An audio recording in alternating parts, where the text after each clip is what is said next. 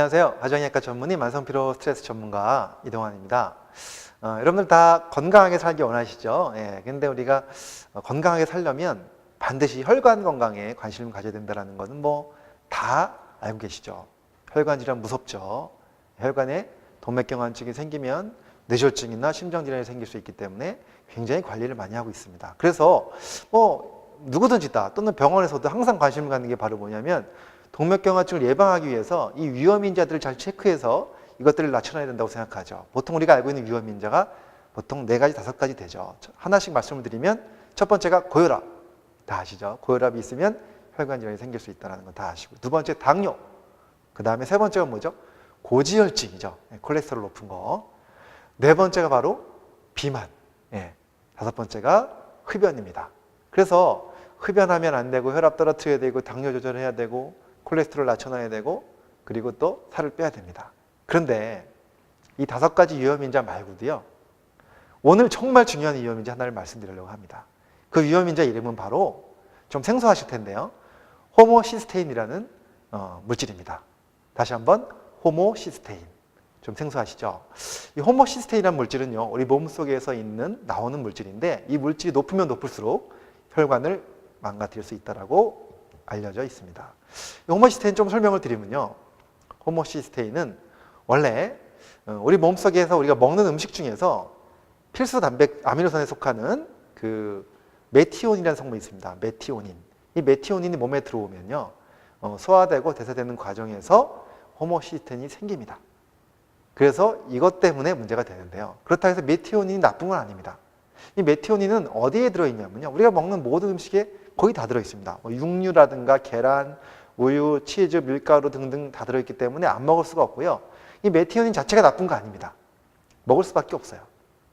근데 먹어도 이것이 변화되면서 호모시스테인으로 바뀌었다가 원래 정상적으로 이것이 계속 머물러 있지 않고 다른 물질로 다시 바뀝니다. 예를 들어서 시스테인으로 바뀌던가 아니면 다시 메티오닌으로 넘어가든가. 그래서 호모시스테인이 생겨도 축적되지 않고 다시 딴 물질로 넘어가기 때문에 사실은 큰 문제는 없는 겁니다.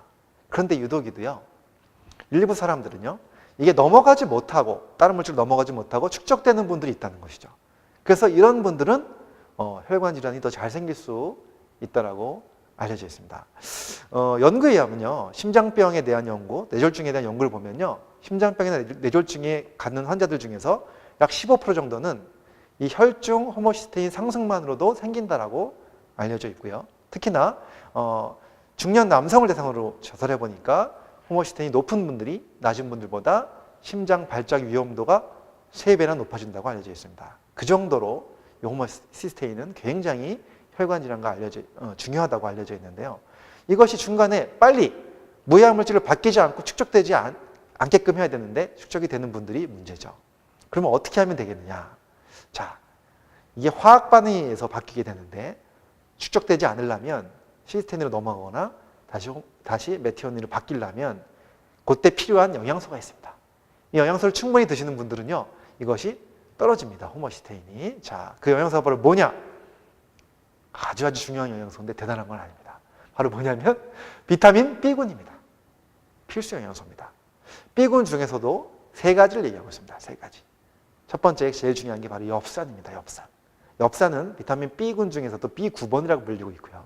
그 다음에 두 번째가 바로 B6번이라고 불리는 피리독신. 세 번째가 바로 B12번이라고 불리는 코발라민입니다. 이 바로 B6번, 9번, 12번 이 3가지가 호모시스테인을 떨어뜨리는 삼총사 필수 비타민으로 알려져 있습니다.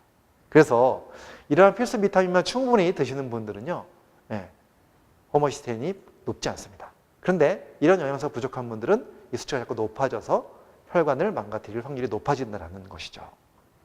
자, 지금까지 우리는 자기의 혈압이라든가 당 수치라든가 콜레스테롤 수치를 알고 계실 겁니다. 자, 이제부터는요, 한번 병원에 가시면요, 꼭 호모시스테인 수치도 한번 확인을 하시는 것 중요합니다. 그래서 정상 레벨을 보통 5에서 15로 보고 있지만 제가 오늘 말씀드릴 내용은 혈관 건강을 위해서 좀 낮춰놓았으면 좋겠다. 얼마나 낮추느냐? 9 이하로 낮췄으면 좋겠다라고 말씀드립니다. 9 이하. 그리고 또 만약에 혈압이 있거나 당뇨가 있거나 흡연을 하시거나 또는 고지혈증이 있거나 비만이신 분들, 다른 위험인자가 하나라도 갖고 계신 분들은 좀 더 낮췄으면 좋겠다. 얼마로? 7 이하로 낮췄으면 좋겠다라고 말씀드립니다. 그래서 이런 것들을, 이런 엽산, 비타민 B6번, B12번 이런 것들을 충분히 드시고요. 보조제를 사용하셔도 좋습니다. 충분히 드시면 수치가 떨어지는 분들을 많이 만날 수 있습니다. 그래서 이 수치를 항상 9 이하, 위험인자가 있는 분들은 7 이하로 낮춰놓으심으로써 혈관을 예방하는 데 중요한 위험인자로 이제부터 체크하셨으면 좋겠습니다. 자, 오늘 제가 좀 생소한 이야기, 호모시스테인 이야기 드렸는데요. 자신의 호모시스테인 수치를 한번 꼭 체크하시고 낮춰놓으셨으면 좋겠습니다. 자, 지금까지 가정의학과 전문의 만성피로 스트레스 전문가 이동환이었습니다. 감사합니다.